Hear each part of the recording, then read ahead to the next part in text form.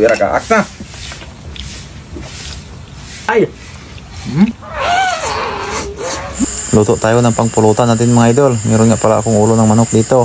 At saka atay ng manok. At saka atay ng baboy. At saka batikulo ng manok. Ito na nga pala yung ating mga sangkap. Nagkihad na nga po pala ako ng luya dyan. Bawang. At saka sibuyas. At saka nagpainit na nga po pala ako ng ating mantika dyan. Linagyan ko ng atswiti, dried atswiti.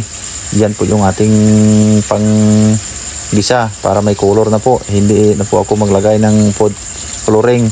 Dried atswiti na lang po yung aking gagamitin dyan para swabe yung kanyang lasa. Marami kasi nag-request nito mga idol na magluto daw ako ng atay ng manok o kaya atay ng baboy para mamimili daw yung alak kung kaninong atay yung uunahin na. Siyempre yung uunahin ng atay, pili sa manok kung naiya ka baboy. Nagisa lang po pala ako ng luya dyan, bawang at saka sibuyas. Igisa po natin ng mabuti hanggang lumabas yung aroma ng bawang at saka luya. At pagkatapos nating igisa, ilagay ko na yung ating ulo ng manok at saka pati kulon. Hindi ko lang muna ilagay yung ating atay. Mamaya ko na lang ilagay yan kasi madali lang namang maluto yung ating atay.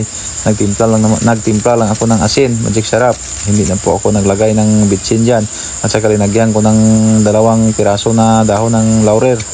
At saka hinalo-halo. Shout out nga pala sa nag-request nito. At shout out po yan sa mga followers ko dyan sa ibang bansa. At shout out sa lahat ng aking mga followers. At saka mga subscribers. Maraming salamat po sa panonood nyo palagi sa aking video. At pagkalipas ng mga 10 minutes na ginisa ko yan kanina mga idol at natuyo na linagyan ko ng Mountain Dew, pineapple juice, sana masarap yan. At saka hindi na ako naglagay ng suka, kalamansi po yung linagay ko. At saka linagyan ko ng tuyo, kunting asukal. Masarap kasi pag kalamansi. At saka linagyan ko ng oyster sauce. Sundin nyo lang yan po mga idol kung ano yung pinalalagay ko. Nagyan ko ng pamintang powder.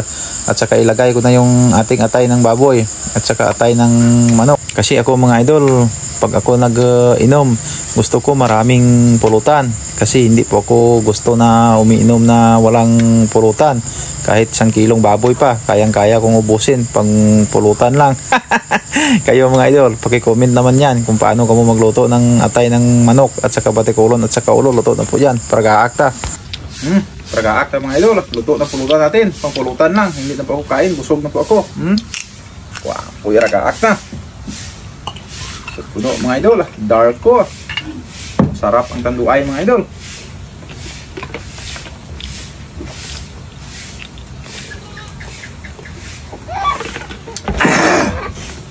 Yun yung pulutan, atay.